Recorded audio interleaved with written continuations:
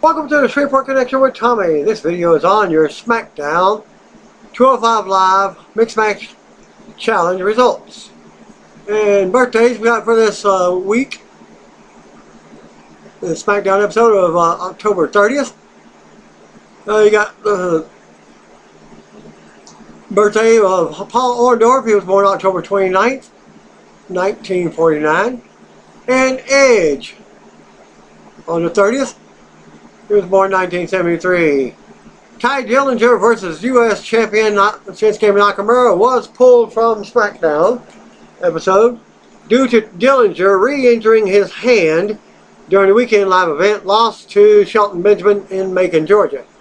Nakamura ended up defeating R-Truth in a non-title match, as Dillinger took to Twitter and wrote the following, confirming that he will need surgery and adding that there is no timetable for his return yet. At WWE Dillinger, hey guys, I appreciate the kind words as well as the entertaining skeptics. Accidents happen and I was hoping it wasn't serious, but that was wishful thinking. I really wanted tonight's opportunity for the hashtag US title.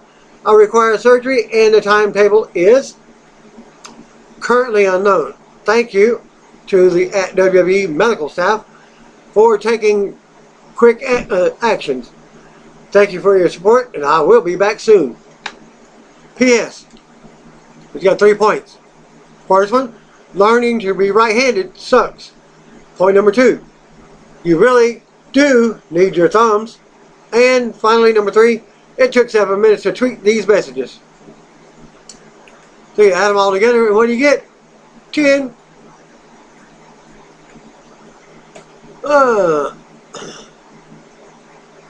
There's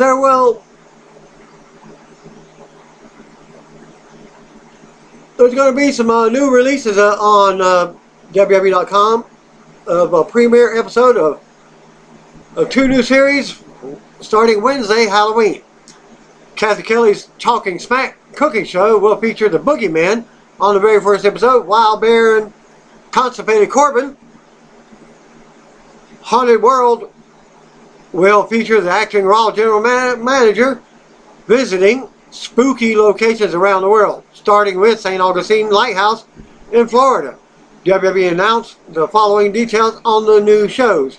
Talking Smack and Baron Corbin's Haunted World, set to premiere on the WWE Digital on Halloween. 2 new digital series will premiere on WWE.com and WWE's official YouTube, Facebook, and Twitter pages this Halloween, and we're Talking Smack and Constipated Corbin's Haunted World that I talked about last week in one of the episodes, letting you know that it was upcoming. Talking Smack finds host Kathy Kelly in the kitchen with past and present WWE superstars as they make tasty snacks and cook and get candid about their careers, their lives outside the ring, and more. The series kicks off with a special spooky themed episode featuring the Boogeyman, who's coming to get you. And Baron Corbin's Haunted World, acting Raw General Manager, visits creepy and supposedly haunted locations around the world, starting with the St. Augustine Lighthouse in Florida, where the ghosts of 3 little girls are said to walk the grounds. Don't miss either series premiere Wednesday on Halloween on WWE.com and digital platforms. And also, I told you about Chris Jericho also doing a thing for WWE. Also, with ghosts and what have you, in New Orleans. I said that on last week's episode too. Commissioner Shane McMahon announced on SmackDown that the SmackDown superstar that advances to the Crown Jewels World Cup tournament, if he loses the match, he also loses his job and is fired from the blue brand. The stipulation could be a way for Hardy, Orton, Miz, or Mysterio to be going to the red brand. My guess is probably Hardy.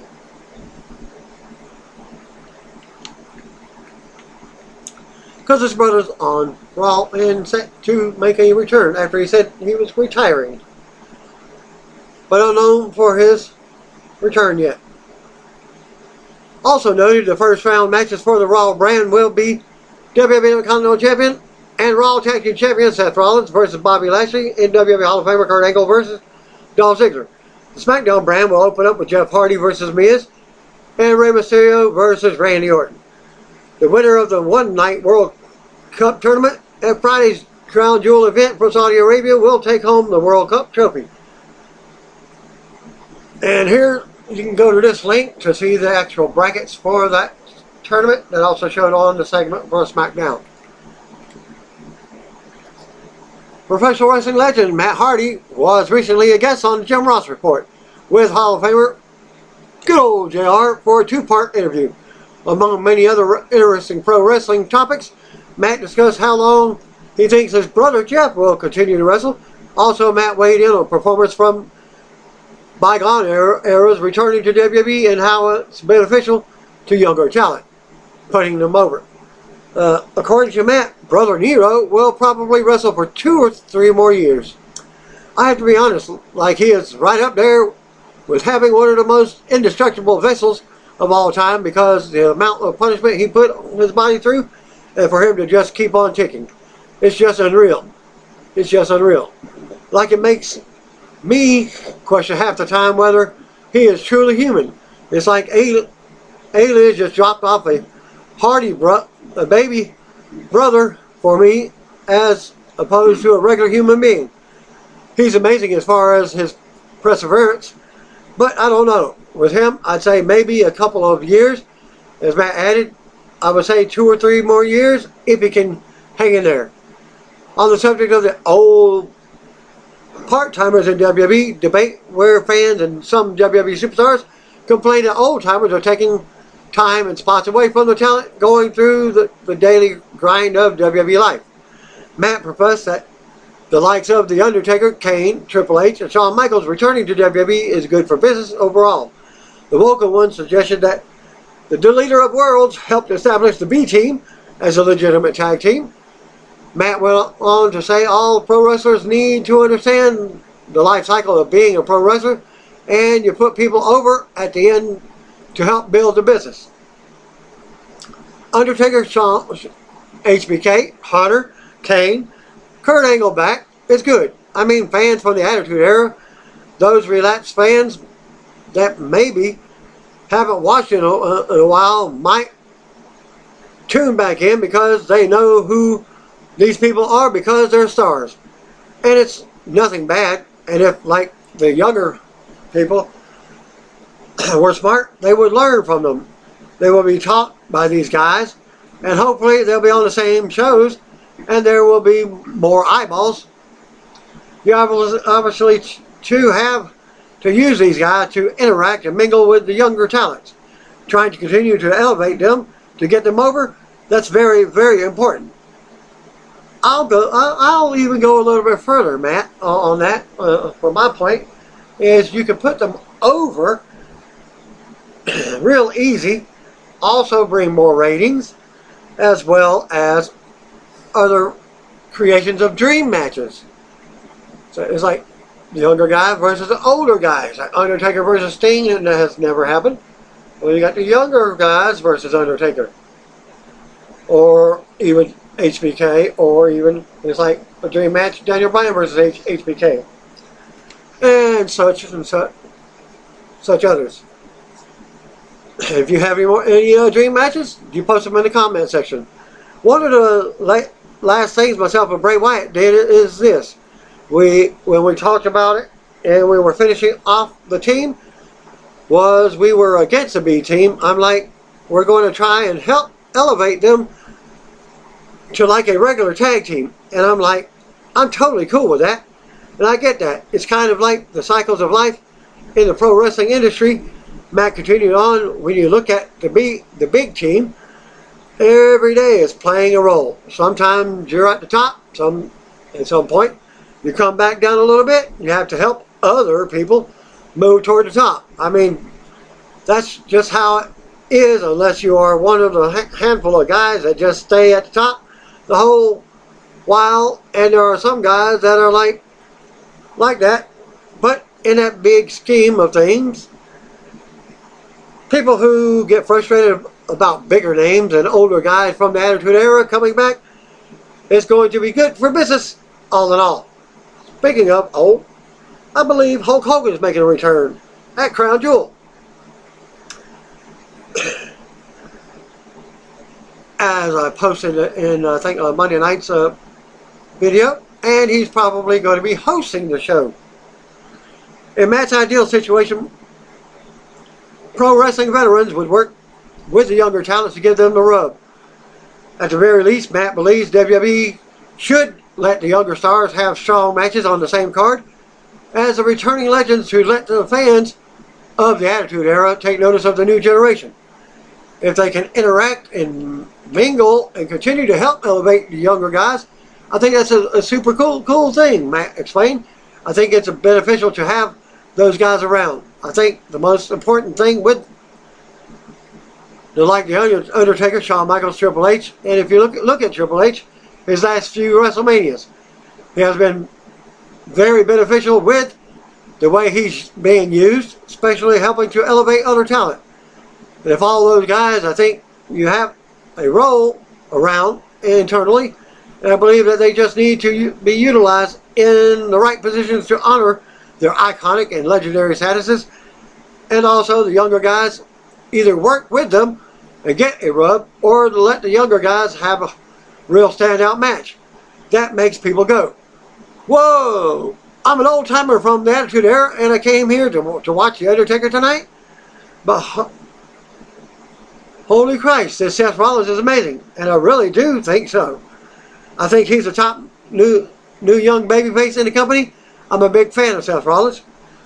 And he comments on his future in WWE as Jim Ross talks WWE Crown Jewel. Also during the interview, Matt claimed that he learned a lot from working with the two-man power trip, The Undertaker and Eddie Guerrero. There's no substitute for experience and being around. It's really true, Matt said. When Austin did the two-man power trip with Triple H, he worked with those guys for a few weeks, and that was an amazing learning experience. Just to get to interact with guys who are legitimately top guys on the top, and to be able to work with them and them to say, maybe do this or do that.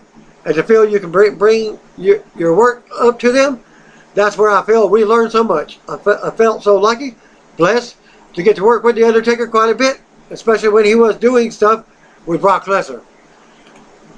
When I did Matt Hardy version 1, I was kind of like Brock's go-to guy and stuff, and they used me in a lot of stuff. Me and Paul Heyman, I got to work with Taker quite a bit in that time and learned a ton from him as well. He's just an amazing wrestling man, and he has a really amazing perspective on things.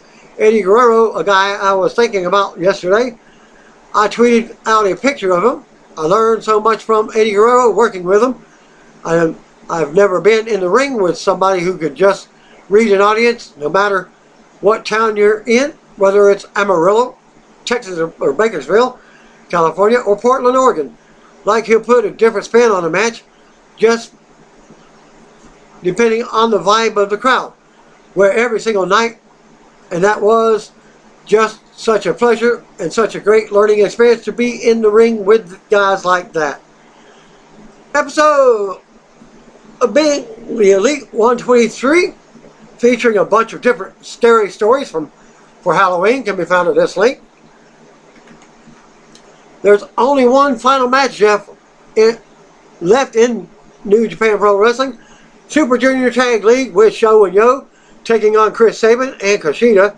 If Sho and Yo win, they would knock out Kanemaru and Desperado, because Sho and Yo defeated the Suzuki Gun members earlier in the tournament. The finals will take place at the NJPW Power Struggle on November 3rd.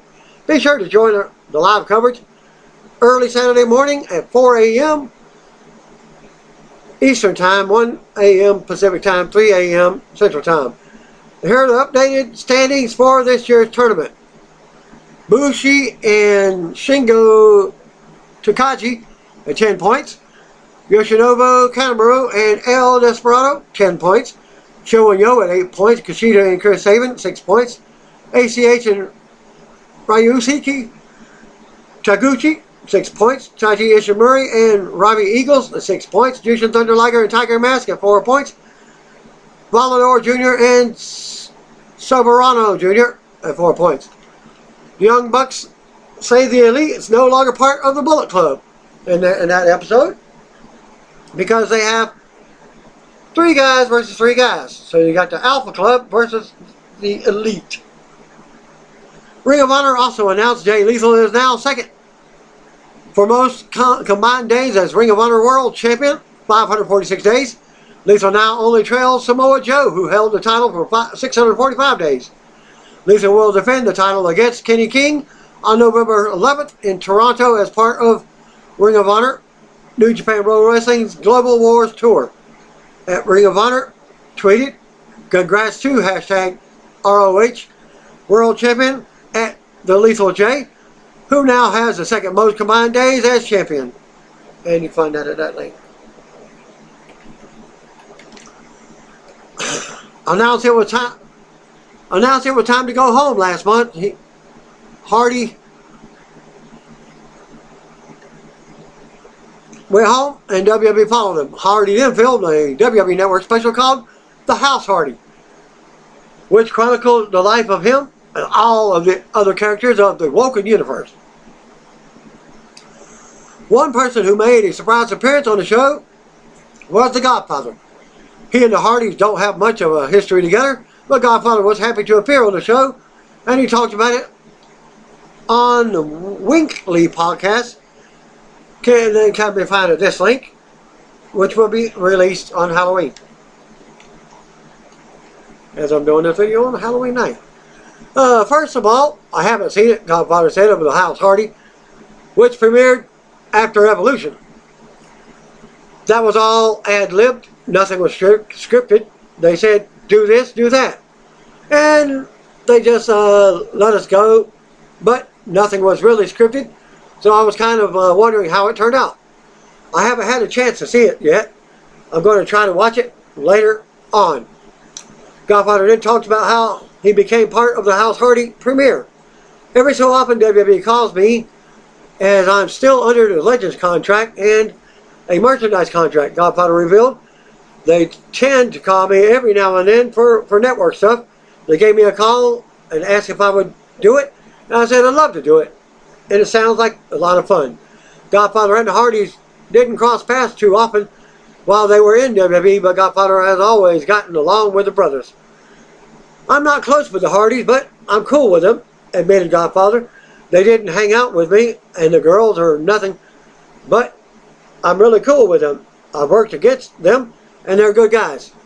While filming the show was fun, Godfather said that just getting to the Hardy compound was a bit of a challenge, especially for someone not used to that kind of setting. I live in Las Vegas, and I had to fly to Raleigh, Durham, North Carolina, and this was right after Hurricane Florence, and humidity was like 100%. A chauffeur picked me up in a car and drove me an hour to Fayetteville. Then another car picked me and Boogeyman up, and we had to drive another hour to their compound, said Godfather.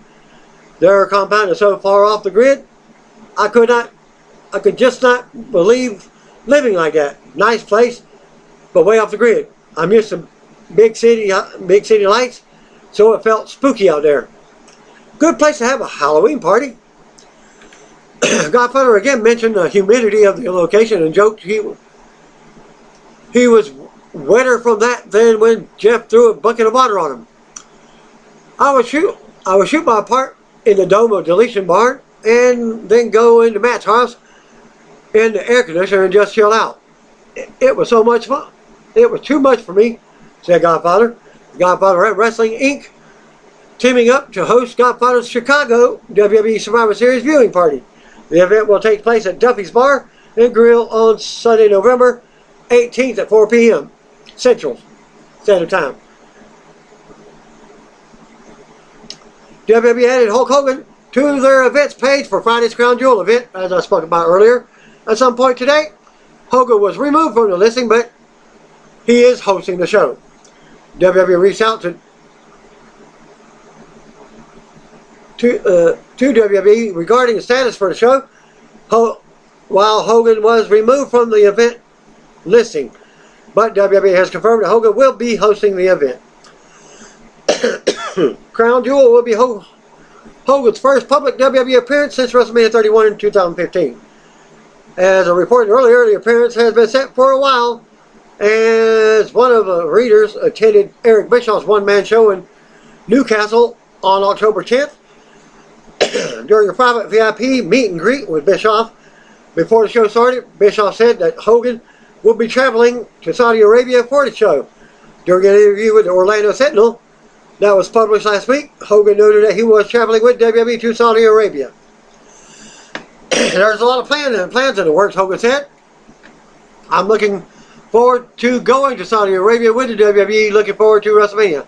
But yeah, we're moving forward at a rapid pace. It's exciting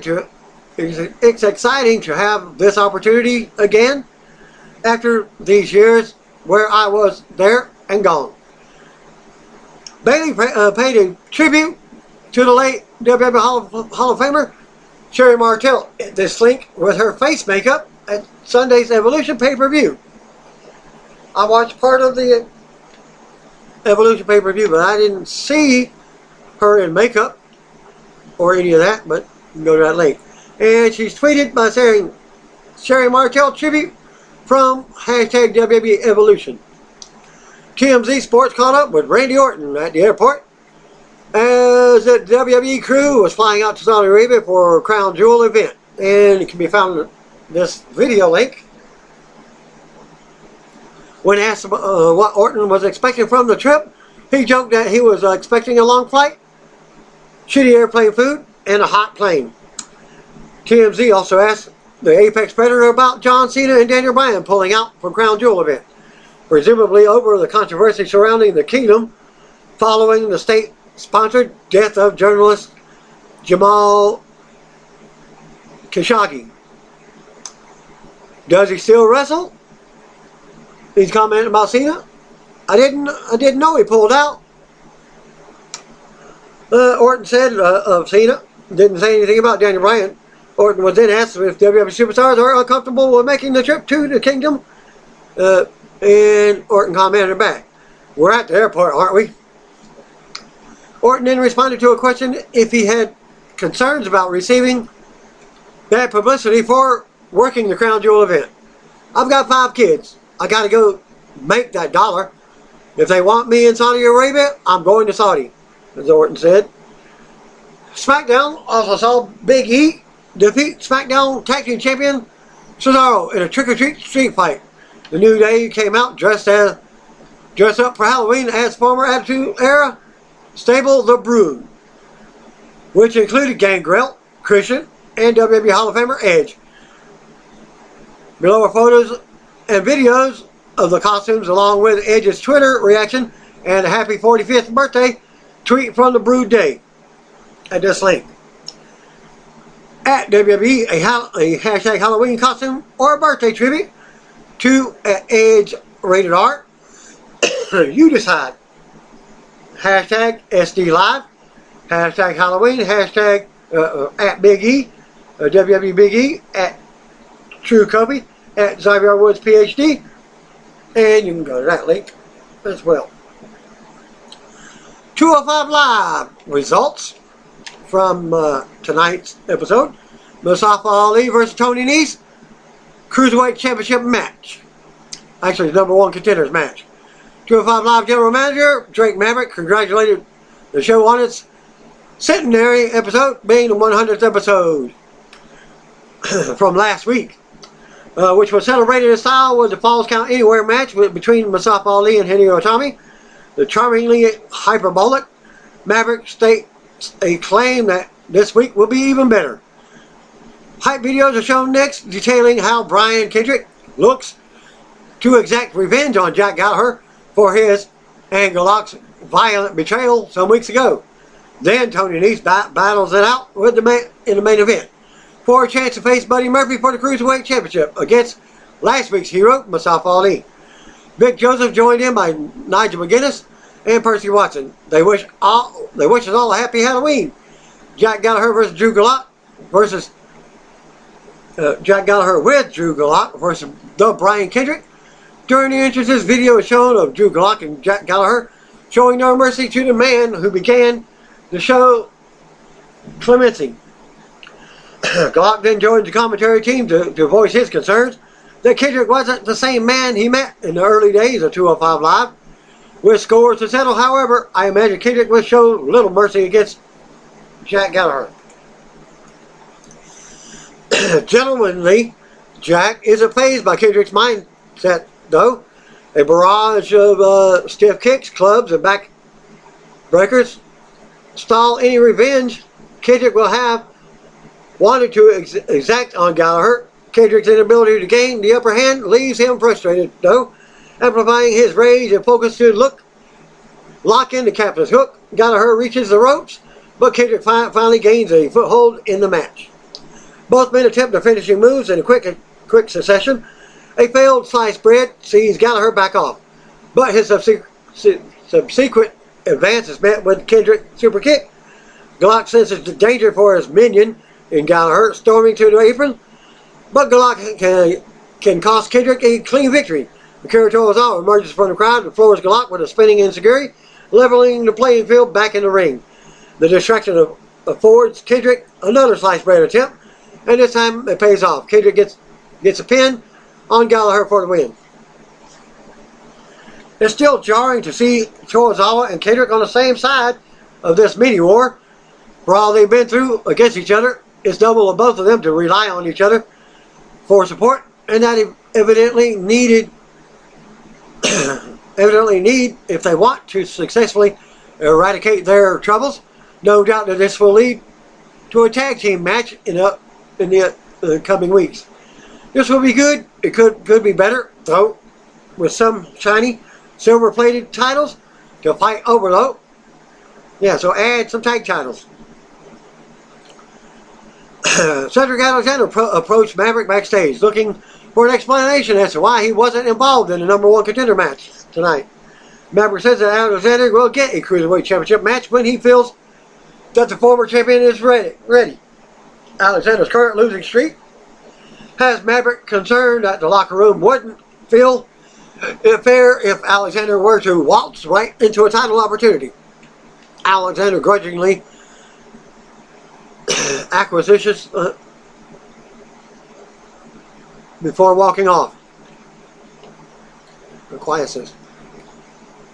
Grand Metalik versus after Accessible's victory over the Revival in their Monday Night Raw debut as a unit, the Lucha House Party made their way to the ring for Grand Metalik's match against the Enhancement Talent, who once again has no name to call his own. Despite being no doubt focused on making an impact on Monday nights, the Lucha House Party still has a score to settle with the Luchador Mask Hunter, TJP.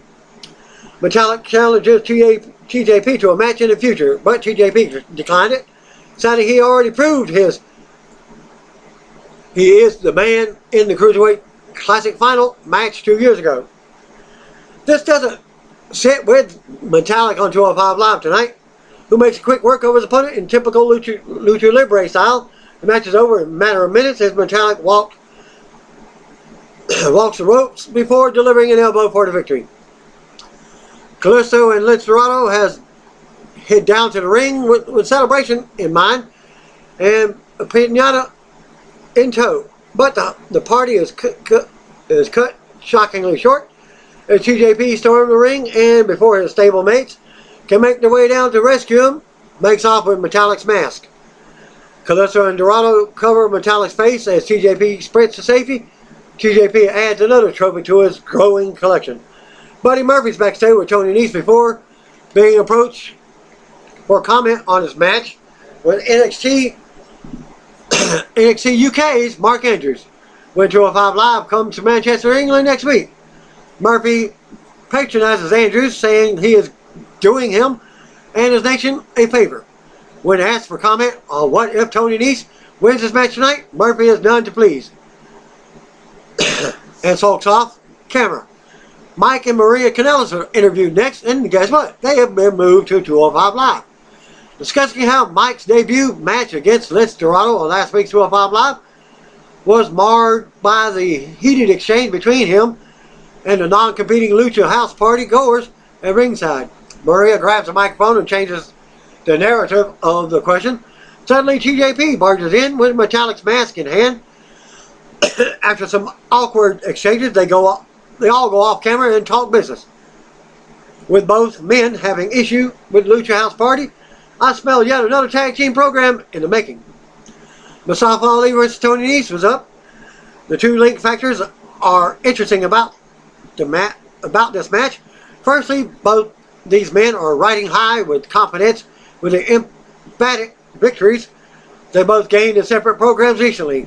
And because of these biggest wins of their careers, as Vic Joseph puts it, meritocracy dictates that they should have the chance a title opportunity.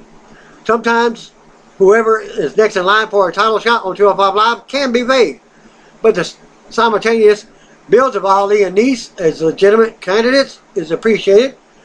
Ali's ribs are bandaged up from the brutal Falls Count Anywhere match with Hideo Itami last week. Nese homes in on the bandages like a bullseye, driving his well-defined shoulders into the injured ribcage. Nese's soaring confidence continues from recent weeks as he counters Ali's crossbody to the outside with a huge fall-away slam onto the ramp. Ali manages some minor offense, but Nese's game plan is clear for all to see. Knees assaults to Ali's ribs are frequent and forceful. Ali escapes Nese's strong clutch and attempts the trademark tornado DDT, but Nese is just too strong for Ali tonight, catching him mid-flight yet again and earning a 2 count with a Northern Light suplex pin. This is living up to the tagline, the premier athlete, with a conviction we have not seen from him before. The aggressive dominance continues as Nese looks to drag Ali by the hair up the apron. Ali, however, sweeps Nese's legs from underneath him. Nese heads crashing off the turnbuckle. Ali's offense is ugly tonight. With momentum on Nese's side, Ali can't afford to paint the canvas with the grace and elegance he usually does. That's not to say the offense is ineffective. However, a powerbomb and a clothesline over the ropes granted Ali his time to shine with a somersault onto the floor. A successful crossbody. This time, sees Nese kicks out at 2. It may have been 3, but Ali's nursing of his ribs slows his cover of Nese. Earning a second win, Ali sees victory in his sights. He raises a trifecta of super kicks down on Nese's head. Again, only a 2 count was gained. Nese is not ready to lose the momentum he has so impressively built upon these last few weeks. Both men are exhausted and sprawled on the mat. Ali screams out in pain as he drags Nese into position for the 450. Nese senses the danger and out of pure instinct rushes Ali. The premier athlete's comeback is short-lived, however, as Ali bounces back with a tornado DDT and has the steepest gradient I can remember. Nese is done for it. But Ali's injured ribs slow him down once again, and another unsuccessful pinfall attempt occurs. Another 450 attempt, another black by Nese.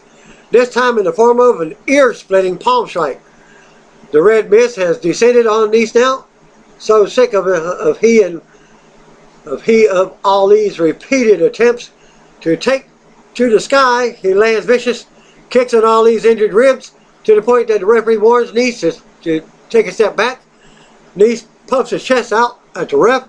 Ali takes this opportunity to take Nese by surprise with a double leg takedown and a victory roll for the 1-2-3. Winner match, Mustafa Ali.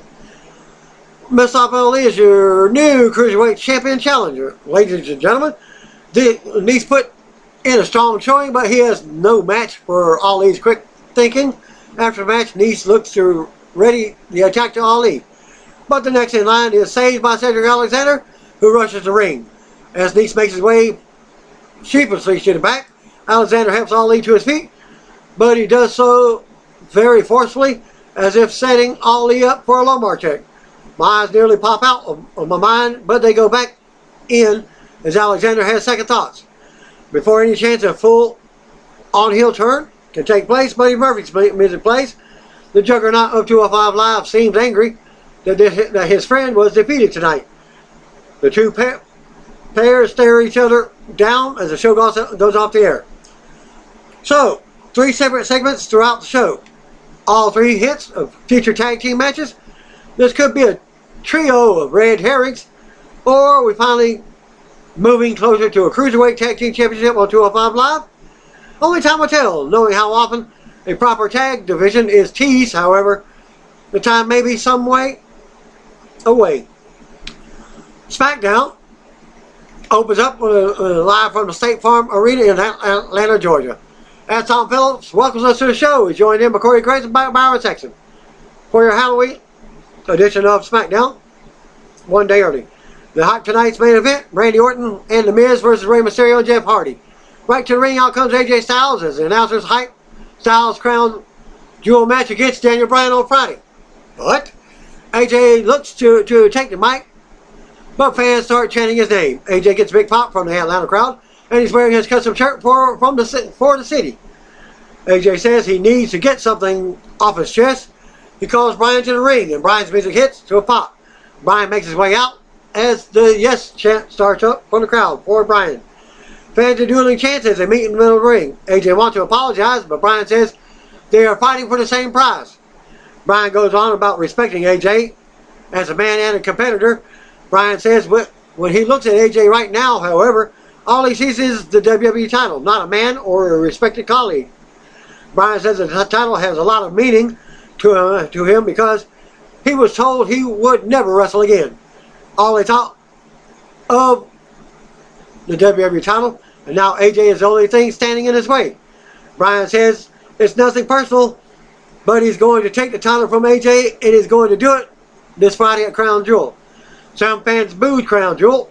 AJ says that's good to know, but Bryan didn't let him finish. AJ says he's sorry, but he lied to Bryan last week. The Bayley kick wasn't an accident. It was meant for Bryan. AJ says it's nothing personal, but he looks forward to doing it again this Friday. Bryan acts surprised. Bryan says he doesn't lie, and right now he feels like hitting AJ on purpose. AJ asks what's stopping him. AJ says they don't have to wait until Crown Jewel. He will defend the title right here, right now in Atlanta. Fans pop up as they get ready to fight. Music interrupts. Out comes SmackDown Commissioner Shane McMahon. Shane says, we've seen this before, 2 competitors wanting to fight, and it never transpires. But this is SmackDown, and he's back. Shane announces Bryan and Styles in the Crown Jewel title match right now, right here tonight. A Borgasm Yes chant starts up from the crowd. Shane says that match is happening right now. He calls for a referee. Tom says Crown Jewel is coming in early. AJ and Bryan have words in the middle of the ring as they go to commercial break. Back from the break, we get formal ring introduction from Greg Hamilton. They size each other up, trade holds as the bell rings. Bryan takes AJ down in a hole, stomps him on his arm. AJ comes back, and they continue to trade holds. As Bryan focuses on the left arm, AJ dumps Bryan to the apron. Bryan taunts AJ and then comes back in through the ropes. Fan chant for AJ as they lock up again. Bryan takes it to the corner. They break, but Bryan shoves AJ. AJ shoves back. Bryan shoves him again. AJ with another shove. Bryan grabs the left arm and goes to work on it again, sending AJ into the turnbuckles. Arm first.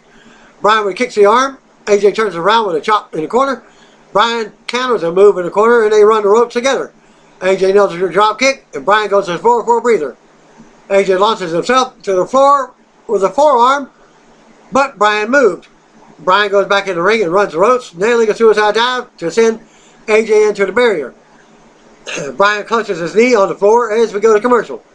Back for the break, Bryan is hitting yes kicks while AJ is on his knees. AJ catches a kick and nails a dragon screw leg whip. AJ focuses on the leg now, and the fan chants his name. AJ drops a DDT on the left knee, continues working it over. AJ kicks Bryan down in a leg submission now as the referee warns him. Bryan turns that into an armbar attempt, but AJ resists, tapping out. AJ slams Bryan on the knee, then kicks his leg out. AJ talks some trash, while kicking Bryan in the corner. AJ slams Bryan's knee into his own knee again. Bryan backs in the corner, but AJ stays on top of him. Bryan fights back with uppercuts, but now AJ kicks the leg again. AJ slams the knee back into the top turnbuckle as Bryan goes back down, clutching his knee. AJ drops an elbow on the knee and keeps Bryan grounded in the middle of the ring. Bryan tries to break free and does. Bryan rocks AJ into the corner with strikes. Bryan runs into an elbow. AJ goes for the moonsault into a reverse DDT, but it's blocked. Bryan with knees to the face before dropping AJ on his neck. Bryan with more orgasm kicks now. As Bryan drops AJ with the last kick, Bryan starts a yes chant as he waits for AJ to get up. Bryan charges with a knee, but AJ jumps up and nails the drop kick. AJ springboards up, but Bryan shoves him into the top turnbuckle. Bryan climbs up while AJ is on the top facing the crowd. Bryan goes for a suplex, but AJ counters him in air and lands on top of Bryan. Both superstars try to recover on the mat as they go to commercial. Back for the break, Bryan goes for the yes lock on the champion. AJ makes a save by getting to the bottom rope to break the hold. AJ ends up suplexing Bryan from the ring to the floor while he's on the apron. Bryan lands hard on his knee and clutches it. AJ slams the knee into the announce table. Bryan counters and whips AJ into the steel ring steps. Bryan brings AJ back into the ring at the 8 count.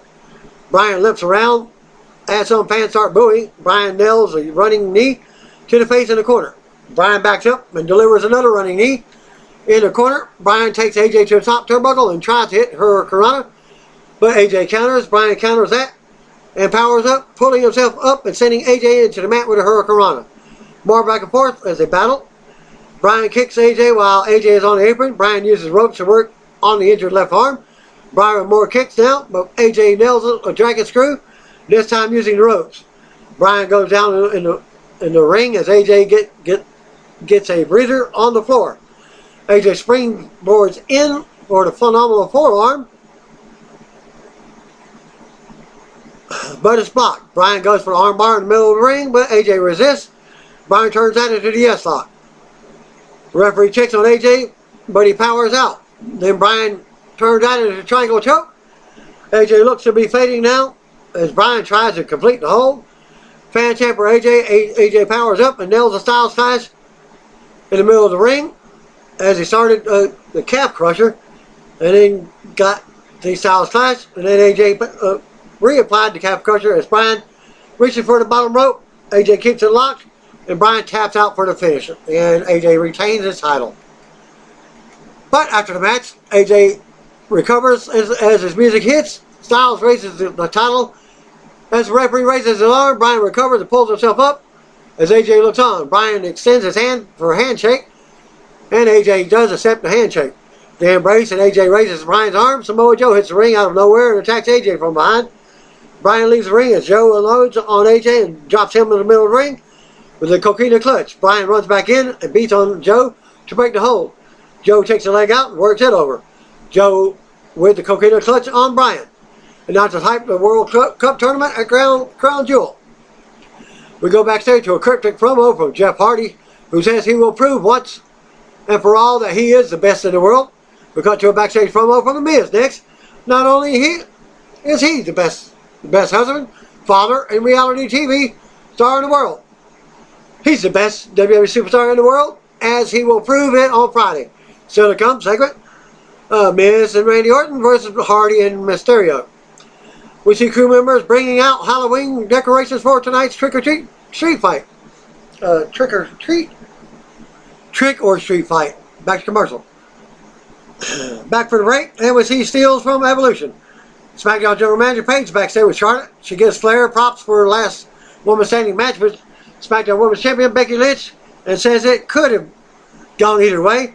Paige asks Flair if she will be the captain for the women's team SmackDown at the WWE Survivor Series, but Flair declines the offer. Paige tells Flair to think about it, and she says she will. Announcers hype on Crown Jewel and lead us to a video package for DX versus Brother No Destruction. Trick or street fight, Big E versus Cesaro, which ends up in a 6-man melee.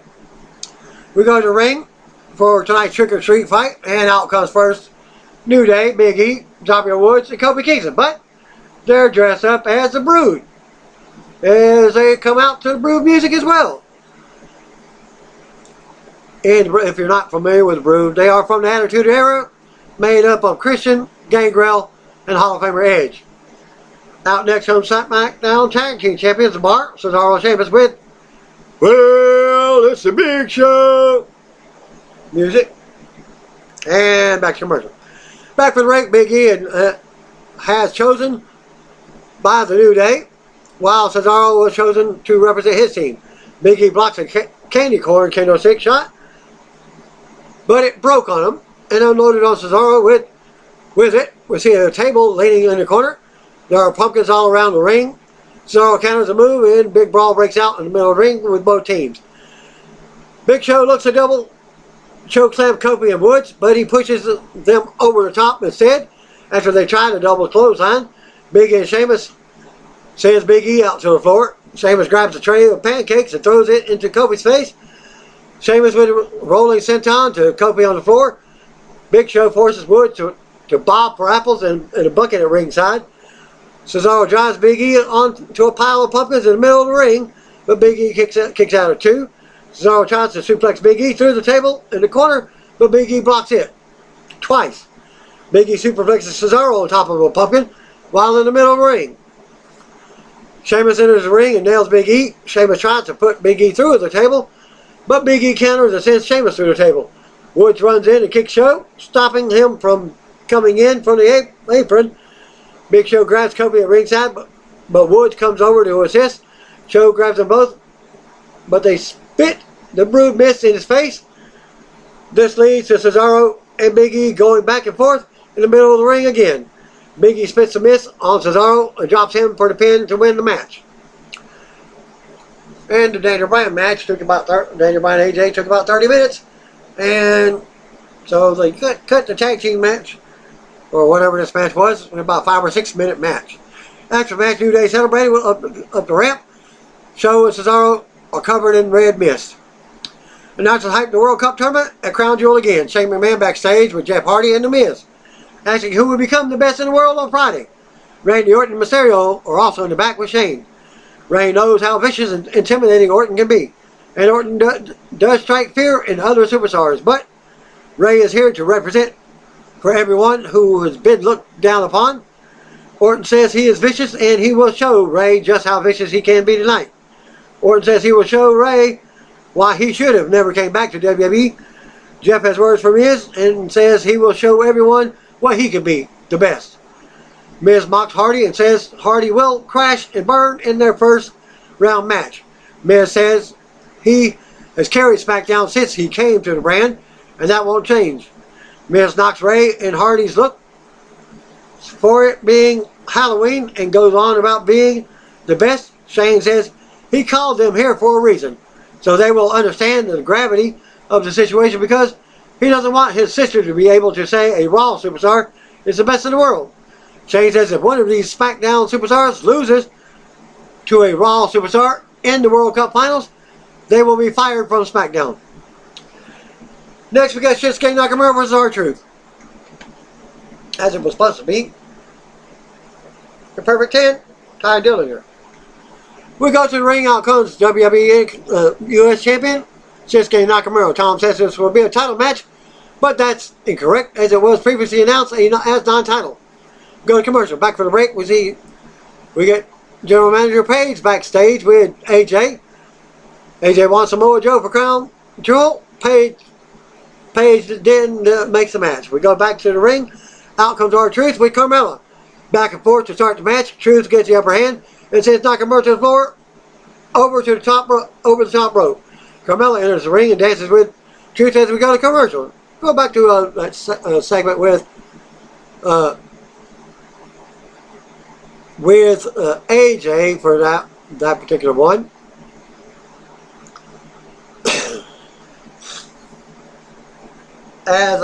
He said, I have done my contractual obligations for the Daniel Bryan match, so he can go on to versus Samoa Joe.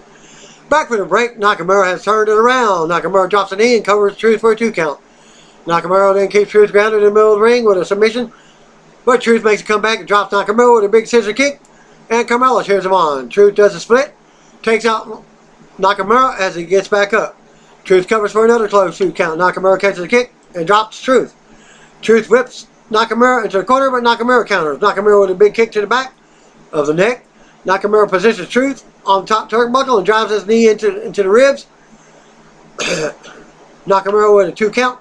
And Truth gets his foot on the bottom rope. Truth counters a move and Nakamura drops him with an elbow to the back of the neck. Nakamura with another shot to the back of the neck. Nakamura charges and hits Katasha for the win. That's another version of the Shining Wizard. After the match, Nakamura stands tall and raises his title as music hits. We see Becky Lynch backstage. We go to commercial. Back from the break, announcers are briefly discussing Evolution. We go to ring. Out comes SmackDown Women's Champion Becky Lynch to the pop. Tom hypes Becky versus Raw Women's Champion Ronda Rousey for the upcoming Survivor Series pay-per-view. Becky says she won. She was folded on a stack of chairs and put through more punishment at Evolution, but she won. Becky says she is the last woman standing, and when Evolution was over, there was only one woman who everyone saw as the rightful main event, her. Becky says defeating Charlotte Flair, the most decorated woman in history, proved she is the man that goes for Raw and SmackDown. Becky says she will go and smack the heads off everyone there if she has to. Becky was then asked what's next for her and brings up Ronda Rousey. Becky says the other women who Rousey has stepped into the ring were already defeated, but she is built different and has traveled the world to smash women like Rousey. Becky says she didn't come to cosplay or talk about reality TV shows. She is going to Survivor Series to rip Ronda's arm off. Becky drops the mic and raises the title as the music hits.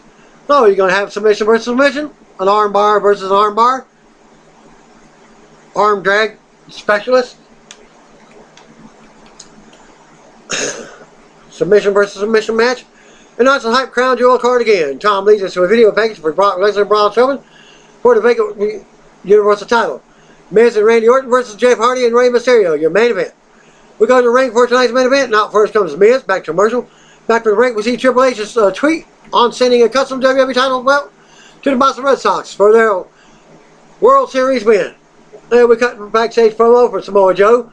Joe asked AJ if he really thought they were done. Joe talks about AJ's family again and says he will write their final chapter, which AJ choked out, and Joe raising the WWE title above his head. The end. We go back to the ring for the main event, and Miz waits as partner Randy Orton makes his way out.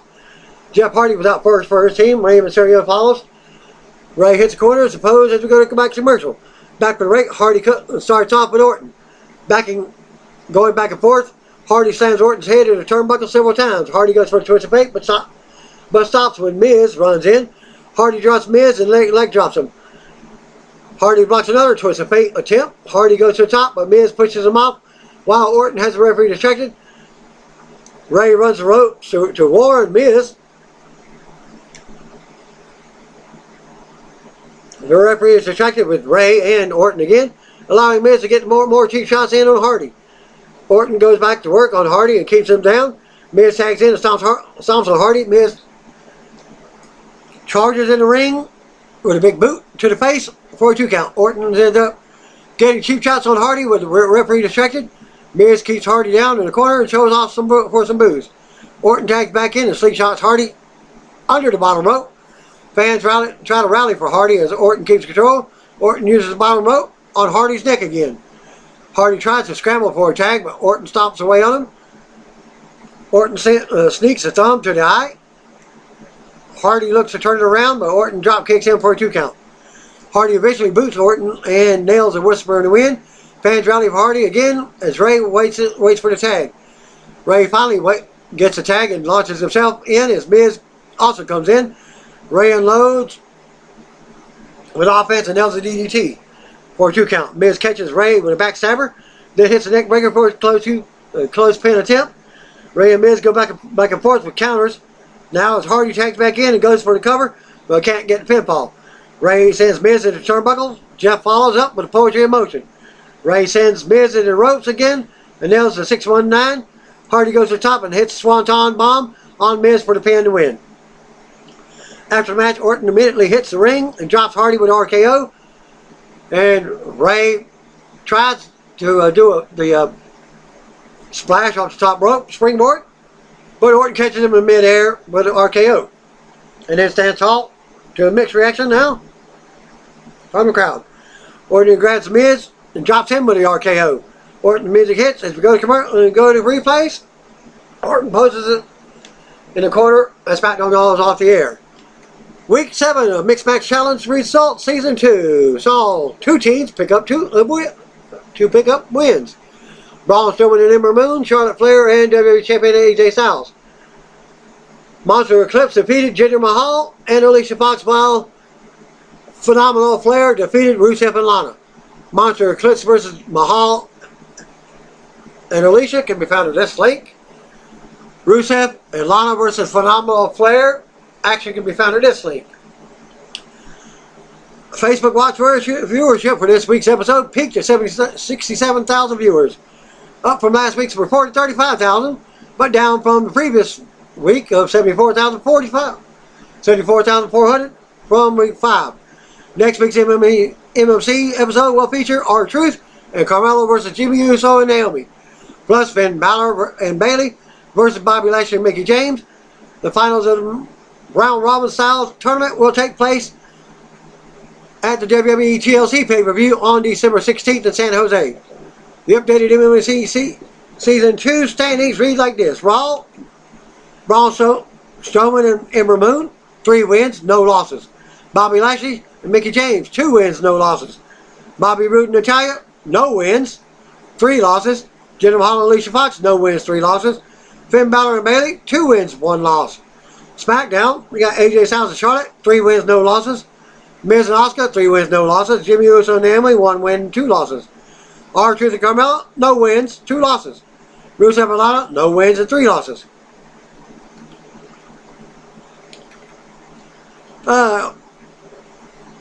Here's some videos and from the episode, along with post-show segments as well. Charlotte is impressed by AJ chivalry. Get this, Team Monster Eclipse, Braun Strowman, Ember Moon takes on Mahalisha at this link. There's 2 links for that one. 3 links, let's just say. Alicia Foxy getting her cardio early on at this link. Hey, catching this link. He's the captain now. That's what I said. Okay. Hashtag WWE and Braun Strowman and Alicia Foxy. They don't want none of that. Hashtag Phenomenal Flair at this link. Who's got the better sign? At this link. I'll post it all together for you from top to bottom. Did at WWE Lana just take down the at WWE Champion at AJ Styles Orton? Hashtag WWMC at this link.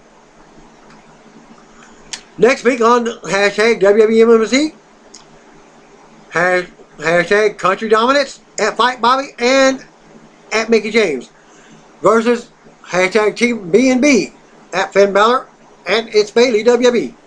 And Day One Glow, Jimmy at WWE Usos and at Naomi WWE versus hashtag The Fabulous Truth at Ron Killings and at Carmella WWE at this link. And that concludes my video for SmackDown 205 Live and Mixed Match Challenge.